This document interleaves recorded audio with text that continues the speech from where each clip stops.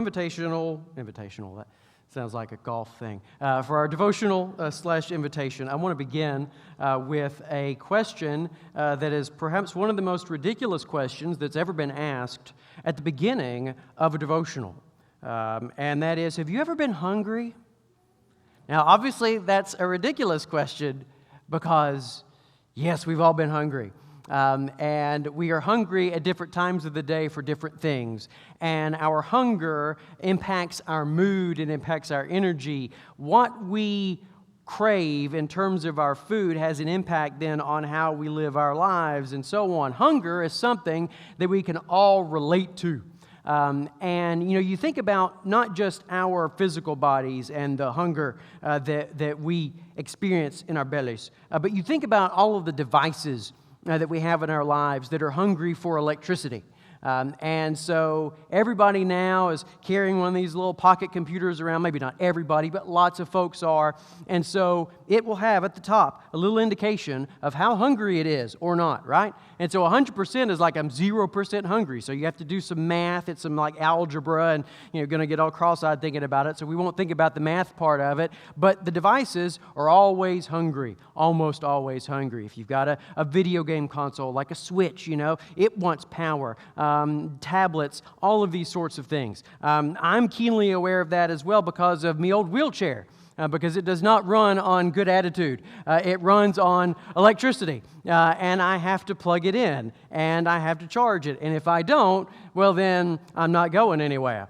So right now I am at 24%, which is pretty good. That means I can go about 2.4 miles. But I have to keep an eye on that. I have to be aware of that. Our vehicles require fuel, right? They're hungry, in a sense, for fuel. I actually experienced a little reminder of that on the way up here. My van, I have a wheelchair van, which doesn't mean that it's like a wheelchair plus a van. It just means it's a van that holds my wheelchair, and it's got a ramp in it. And in order for them to make that, they basically took it from the plant in Canada, where the Chrysler plant where it was made, so it's Canadian, don't you know? And they took it from the Canadian factory to another factory where they basically ripped apart the bottom, lowered it in order to have enough clearance for a wheelchair and a person and not have to do this number. And so they have to reorganize some of the things in that vehicle, including, critically and relevantly, the fuel tank.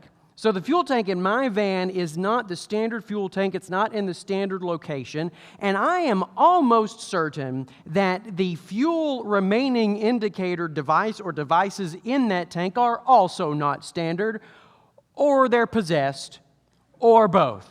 Because my van likes to do this thing where it's like, oh yes, we're fine. We have 60 miles until empty. We have 50 miles until empty. Oh no, we have like 3 drops. You have to go and stop at a gas station immediately, low fuel. I'm going to bypass the pleasant kind of courtesy light of, hey man, we're kind of getting a little low. So maybe at some point, it skips right past that. This is what it did tonight. Skipped right past that. It went straight to emergency. And I was on the interstate, and it was bumper-to-bumper traffic. It's like, this is wonderful. And so I said a little prayer, and providentially, the Lord provides, and I made it to a gas station. But I had to turn the wrong way at the dreaded intersection. I don't know I'm sure you have a name for it, but I call it the bad place. And so I had to turn the wrong way, i.e. away from the building, in order to get some gas, and then I had to deal with that. And anyway, everything's fine, all's well that ends well, here we are. But my vehicle reminded me that it is hungry. And so I got a little gas, I'll get a little bit more on the way home. What are you hungry for? What am I hungry for? See, this is where we're going with this. As we think for just a minute, as we extend the invitation, at least the email says devotional/invitation. So think about, what are you hungry for? And I'm going to think about, what am I hungry for? What do I value?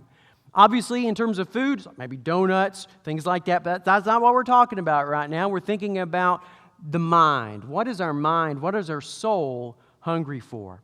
You can probably guess the passage that I'm going to have us think about. We're going to read and just ponder for a second.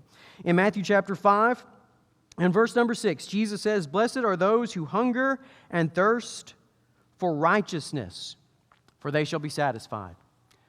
We can hunger in this life for a lot of things, for prestige, for fame, for acceptance, for education, for money, for power and control, for certain things. There are a lot of things that we can hunger and thirst after.